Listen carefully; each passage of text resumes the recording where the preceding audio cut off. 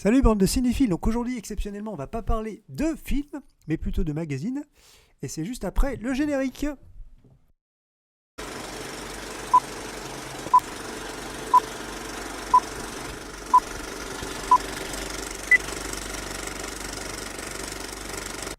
Donc on va se retrouver donc en juin 89 avec le numéro donc vidéo 7 en couverture donc Kim Basinger, et on avait aussi un article sur les monstres sacrés, donc Paul Newman, Robert Redford, Clint Eastwood. Le tiers c'est gagnant de la vidéo.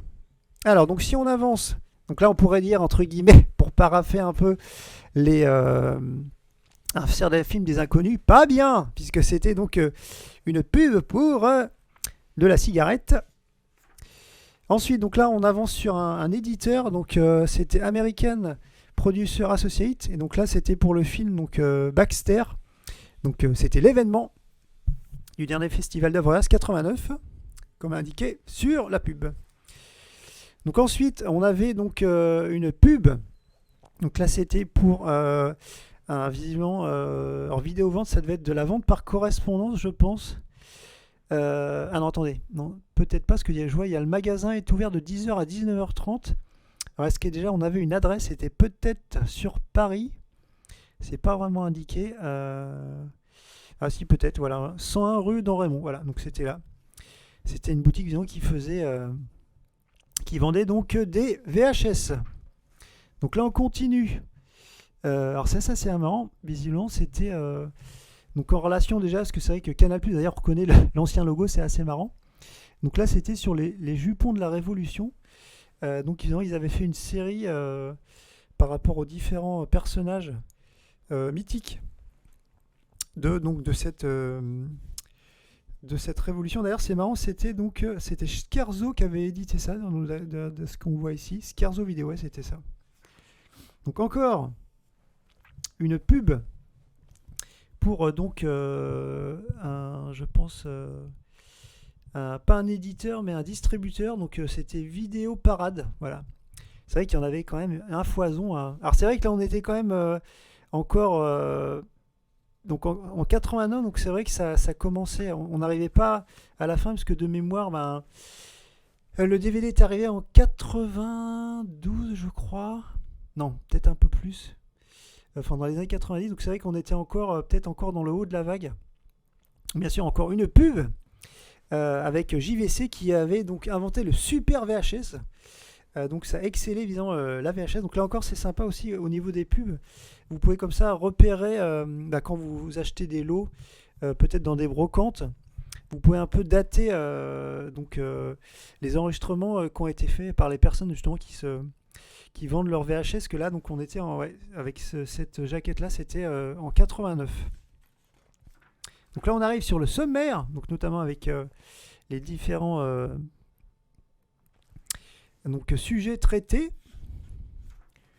Donc là on commence, donc lecture rapide, c'était un peu les sorties. Donc là il y avait notamment sur le jubilé de Platini et sur les nuls. Donc là encore une pub pour les cigarettes. On voit donc sur la gauche, donc là c'était quoi ouais, c'était des livres sur donc Stallone et Schwarzenegger. Alors on avait quoi d'autre? Donc ça c'était un peu les news entre guillemets.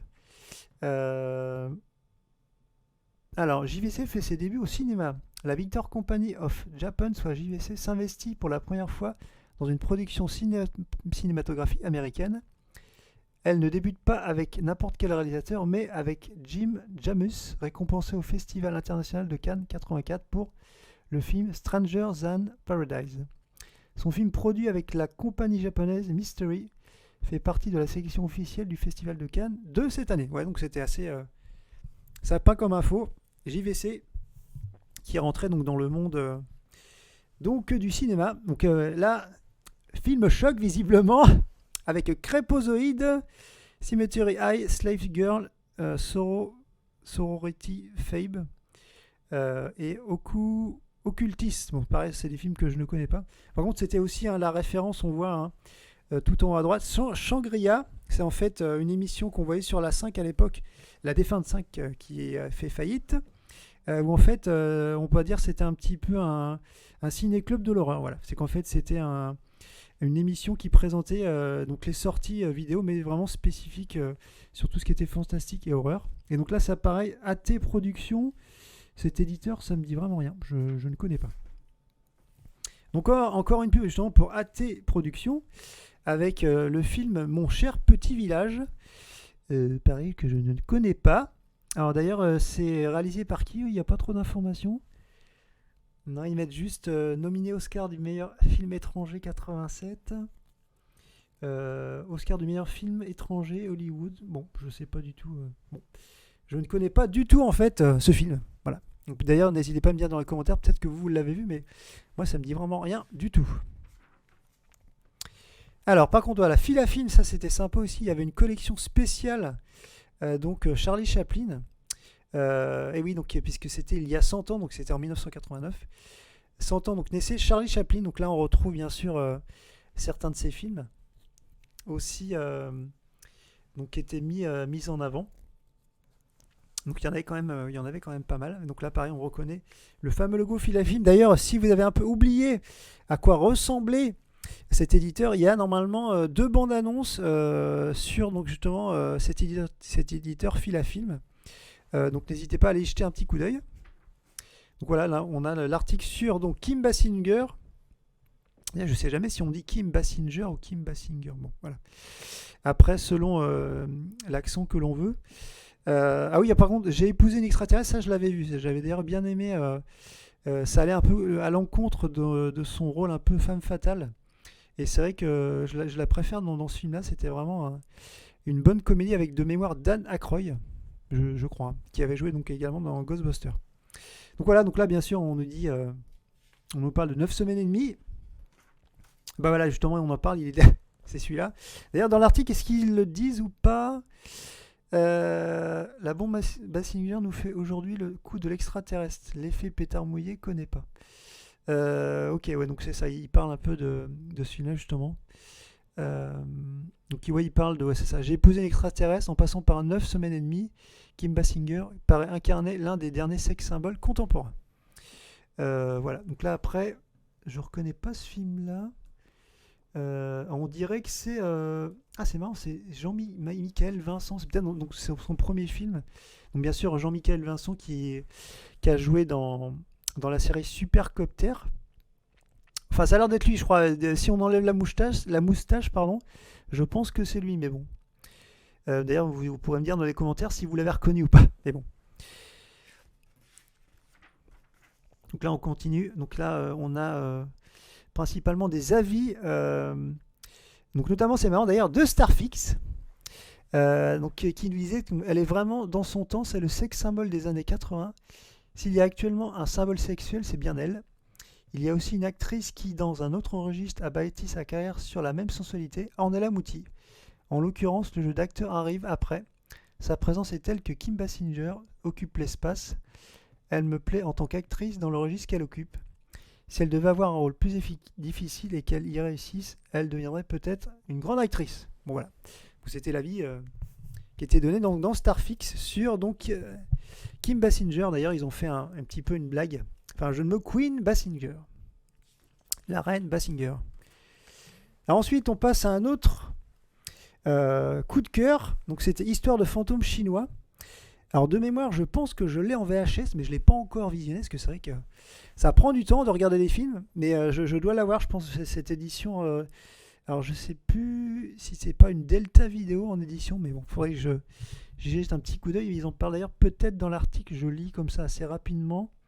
Non, il ne parle pas de l'éditeur, mais je crois que je l'ai sur une Delta Vidéo. Alors, je ne sais pas si c'est Histoire de fantômes chinois 1 ou 2, par contre. Je crois que c'est le 1 que j'ai, mais bon, à vérifier. Donc, on continue. Et donc là, on nous parle donc de la révélation française avec Catherine Wilkening, donc dans Le Crime d'Antoine. Donc, ça a été primé au Festival de Cognac. Donc là, pareil, on a un interview et on lui pose donc différentes questions. Elle a fait du théâtre, parce que là on lui pose en question: tout se passe en lieu clos comme au théâtre, aimeriez-vous revenir au théâtre? Le théâtre, c'est 2 mois des répétitions et au moins 3 mois de représentation.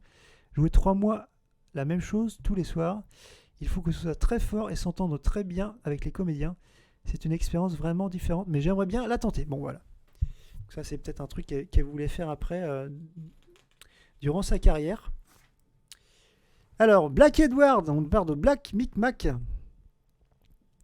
Donc la comédie américaine de qualité doit beaucoup à Black Edward. Donc là, c'est pareil, il y avait un article sur la comédie américaine.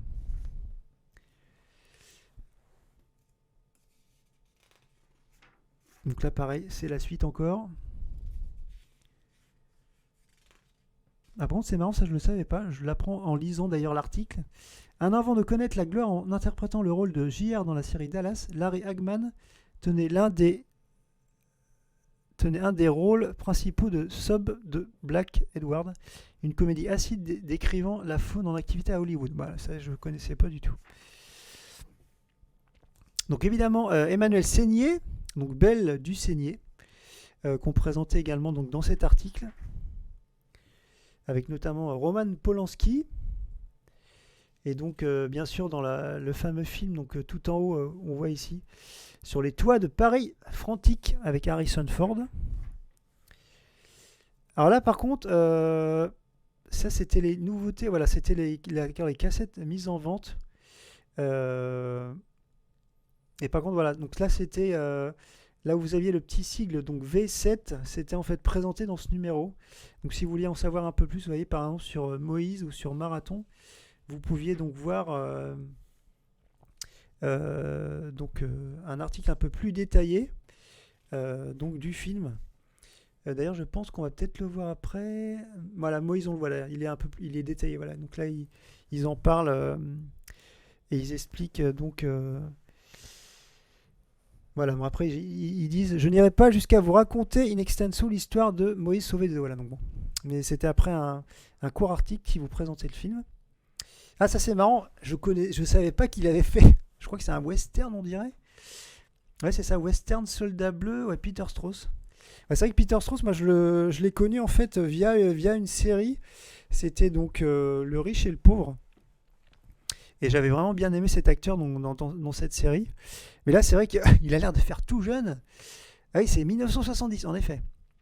Donc c'est sûr, on va dire, c'est marqué d'ailleurs. Sorti il y a presque 20 ans, en plein reflux du western, le film de Ralph Nelson a marqué l'histoire de ce genre. Après des décennies de racisme anti-indien ou de bonne conscience philanthropique, il montre crûment les atrocités et les actions dont se sont rendus coupables pendant la conquête de l'Ouest, la fameuse cavalerie américaine. Ok. Bon voilà, c'est assez marrant de le voir comme ça. Il ressortait des films comme ça, dont de ses où. C'est vrai qu'on était en 89, donc pratiquement 19 ans plus tard. C'était un peu plus... ça devait faire bizarre. Donc on continue, là on était sur la musique. Et donc on peut voir un peu ce qui marchait à l'époque. Donc il y avait Kid Creole and the Coconuts, Cyndi Lauper, Indochine, Johnny à Bercy. Et après, qu'est-ce qu'on avait ? On avait des compilations de légendes du jazz. Donc là pareil, alors ça c'était sympa, ça voulait dire que c'était les films justement qui venaient de sortir, les films récents, parce que c'était en location, les nouveautés de films qui sortaient en location. Donc là pareil, c'était détaillé. Alors là par contre, c'était quoi ça ? Les principales cassettes, c'est ce qui est à gauche du mois, cotées par les critiques cinéma. Alors, par contre, je ne vois pas du tout. Franchement, là, y a les noms, ça me dit vraiment rien. Jean Châtel sur la 5. Bon. Sinon, on avait de Skyrock Hugo Bergson. Je ne connais pas du tout ces gens-là, mais bon. Donc voilà, c'était noté donc, de 0 jusqu'à 4 étoiles, où c'était indispensable. On va regarder quelques films. Alors bien sûr, dont le nom je ne connais pas. Il y a Iron Web qui vient à des sales notes. Hein. Il y a 0, 0, 1 étoile, 0, 2 étoiles, 1 étoile, 3 étoiles. Bon. Et est-ce qu'on va prendre un peu le haut du panier ? Bon, voyons, Bird, qui a 3 étoiles, 3 étoiles, 3 étoiles, 3 étoiles. Non, 4 étoiles, 3, 3 et 3. Ok. Est-ce qu'on a un film qui a arraché un peu tout ou pas ? Non. Alors, le Prince des Ténèbres, c'est assez disparate, c'est marrant. Prince des Ténèbres, on a 2 étoiles, 3 étoiles, 2 étoiles, 4 étoiles, 2 étoiles, 3 étoiles, 2 étoiles. Bon, ok. Mais le pire, c'est Iron Web. Alors franchement, je ne sais même pas ce que c'est que ce film.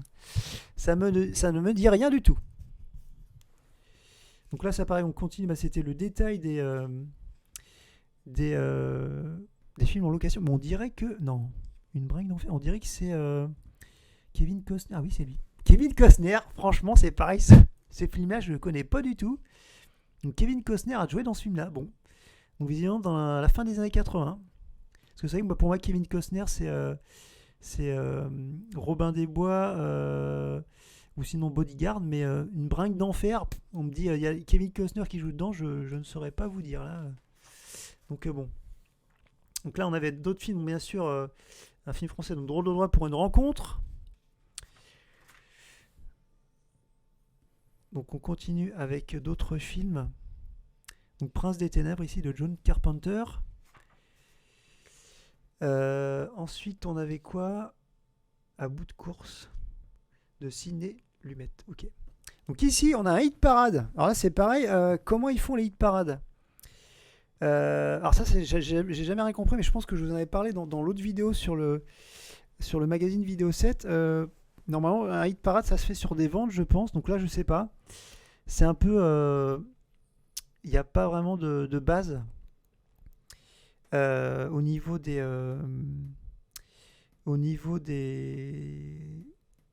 relevé, enfin du classement. Bon, on sait juste que Bagdad Café est premier, voilà. Traqué est numéro 2, Frantic numéro 2, l'Empire du Soleil est 4ème. Alors il était 5ème le mois d'avant, donc ça c'est bien qu'il a progressé.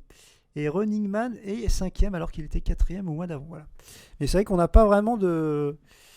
On ne sait pas sur quoi il se base pour faire ce classement. Enfin voilà. Par contre, il y a un truc qui est assez intéressant. Ah oui, c'est là qu'on voit vraiment la progression.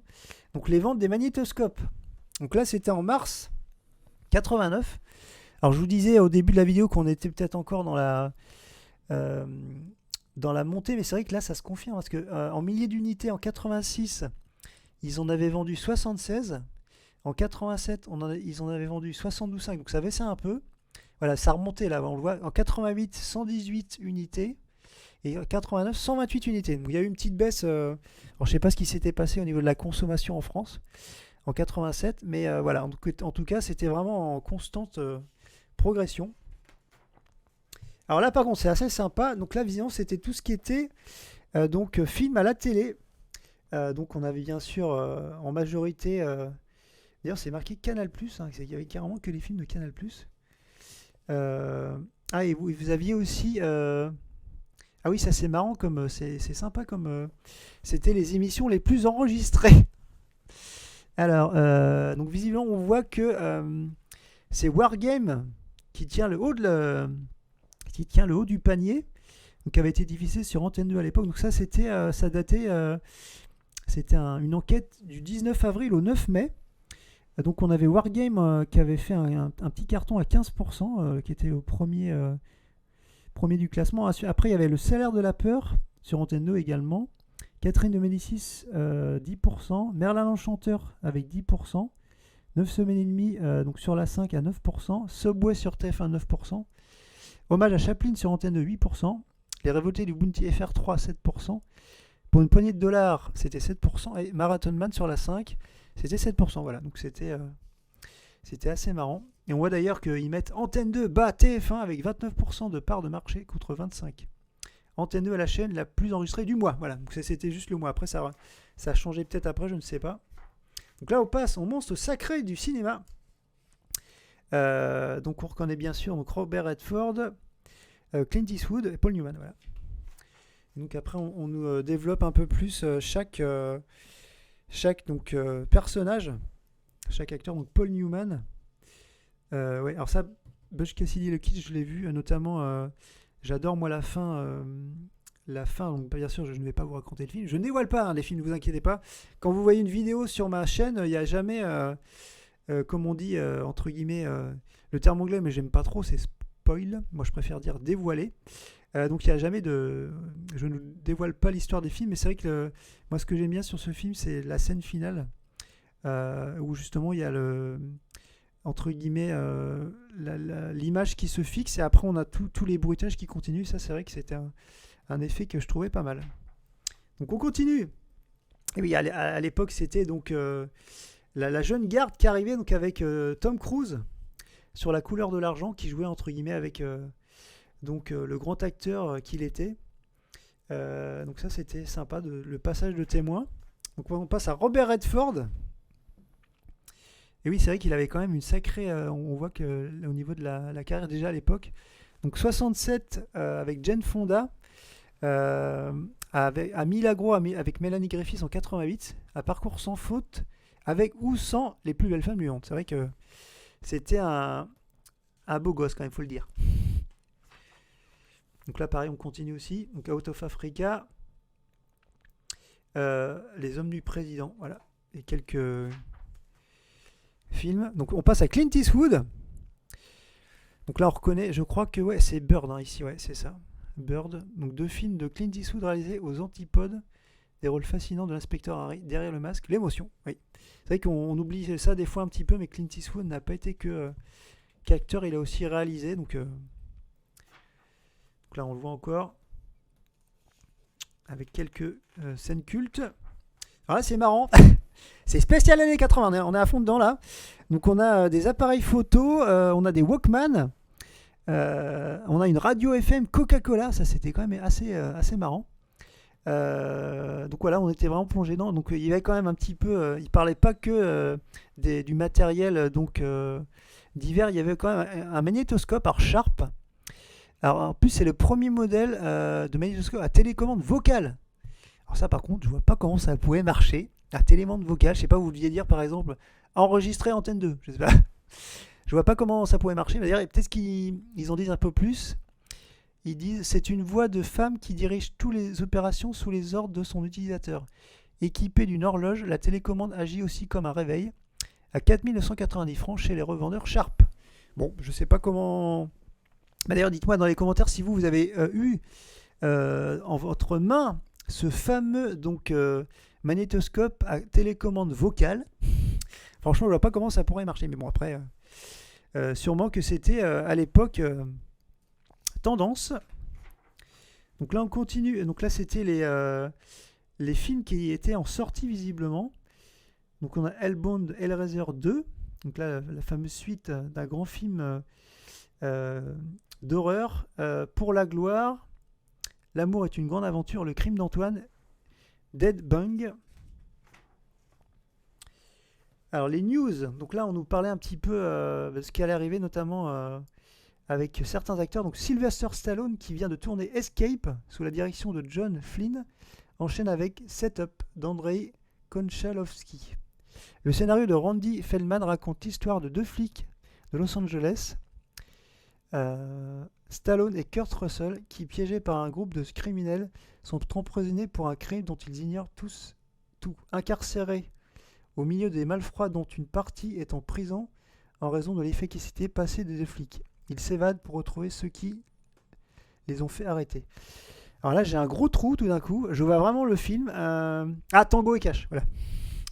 Je pense que c'est ça. Hein. Vous me direz dans les commentaires, mais je pense que c'est ça. Kurt Russell et Sylvester Stallone, c'est Tango et Cash. Hein. Bon, je crois que j'ai eu un éclair. Je me suis dit, je crois que c'est ce film-là, mais bon, normalement, ça a l'air d'être ça. Donc on continue. Donc là, on nous parlait du festival du film policier. Donc c'était la 8e édition, donc pour l'année 89. Donc on avait d'ailleurs déjà le palmarès. Donc grand prix du film policier, c'était True Believer.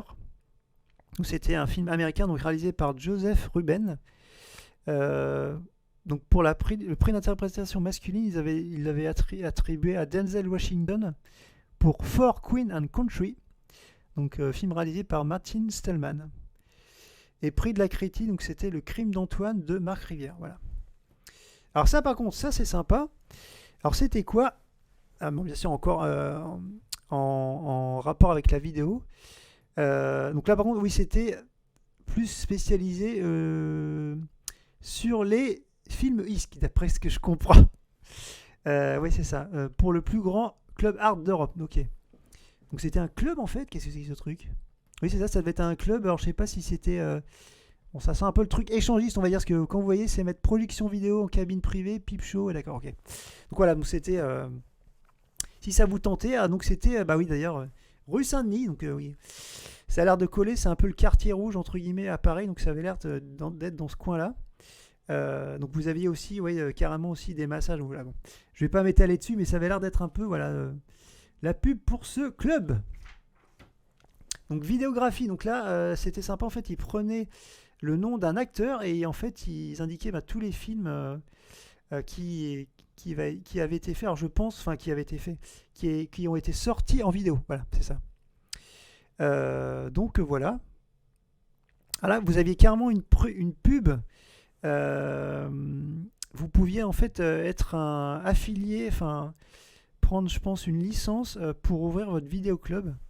Vous étiez en fait, je pense, épaulé, notamment avec un catalogue et donc une entraide, je pense.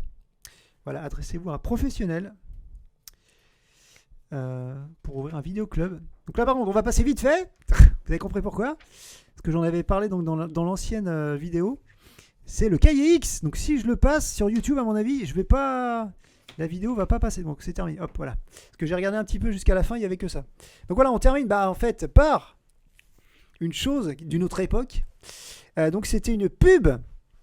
Alors pas pour des cigarettes, mais c'était carrément donc pour Peter Stuyvesant, mais c'était plus pour les allumettes. Donc voilà. Donc en tout cas, j'espère que cette vidéo vous a plu. N'hésitez pas à me dire dans les commentaires, pareil, si ça vous plaît ce genre de vidéo un peu différente de celle que j'ai fait, parce que c'est vrai qu'à la base, c'était plutôt sur les films, sur les jaquettes, mais je me suis dit que de toute façon, il fallait vous présenter, mais c'était déjà prévu, parce que quand j'avais fait la vidéo qui montrait un peu les différentes idées et sujets, j'avais prévu de présenter ces magazines, mais c'est vrai que ça représentera peut-être qu'une petite partie par rapport au VHS. Enfin, en tout cas, on va continuer à échanger, surtout parce que ça fait plaisir de se retrouver dans ces années-là. Et on peut donc également voir sur Twitter, parce que sur le petit oiseau bleu, vous pouvez donner vos commentaires. Là, ça sera plus sur des photos que je mettrai en ligne. Et nous, on se dit à très vite sur la chaîne. À bientôt!